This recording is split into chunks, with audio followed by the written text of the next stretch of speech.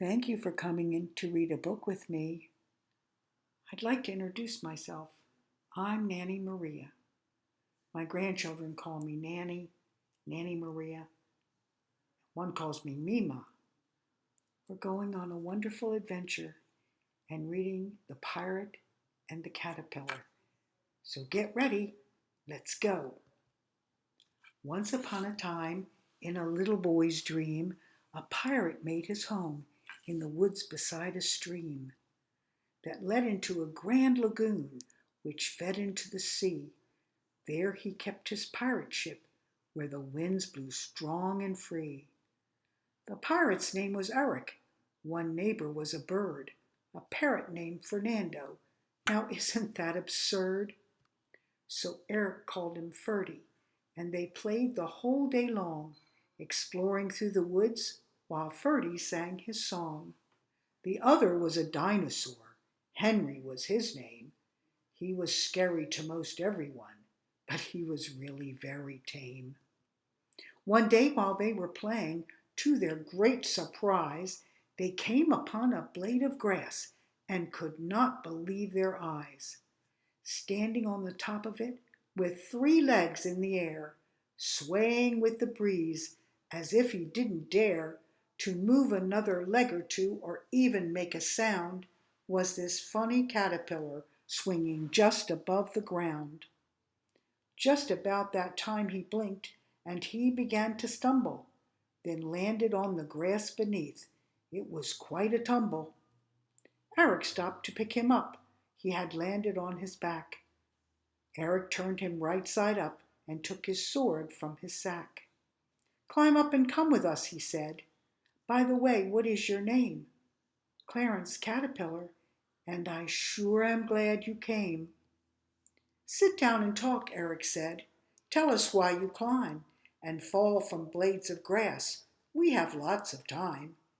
"I cannot see the woods because I'm very small. Even when I reach the top, I cannot see at all."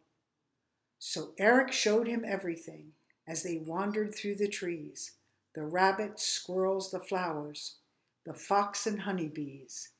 That night Eric took him home, and after they had read, on the window sill he made him up a little bed.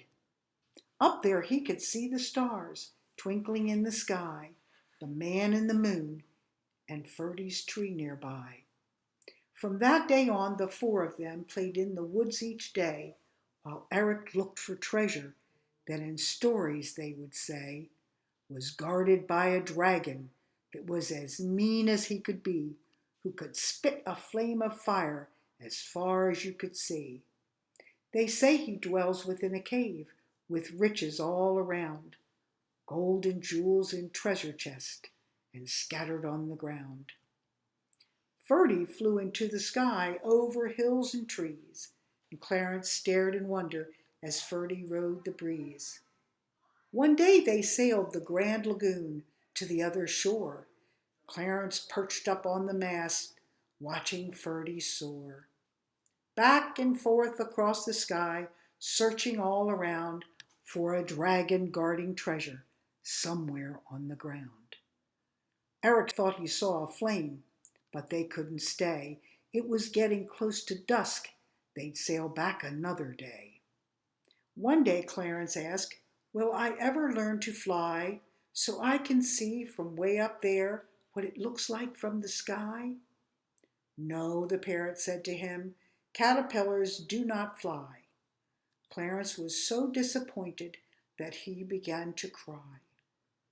Every day that passed, Clarence seemed so sad.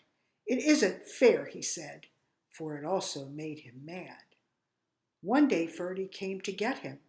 Eric and Henry came along, but Clarence was not there. Something was very, very wrong. The 3 looked everywhere. It was really weird.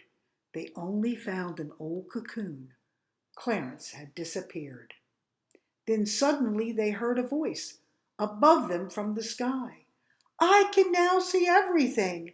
I can even fly." It was Clarence. He had wings. He was soaring low and high.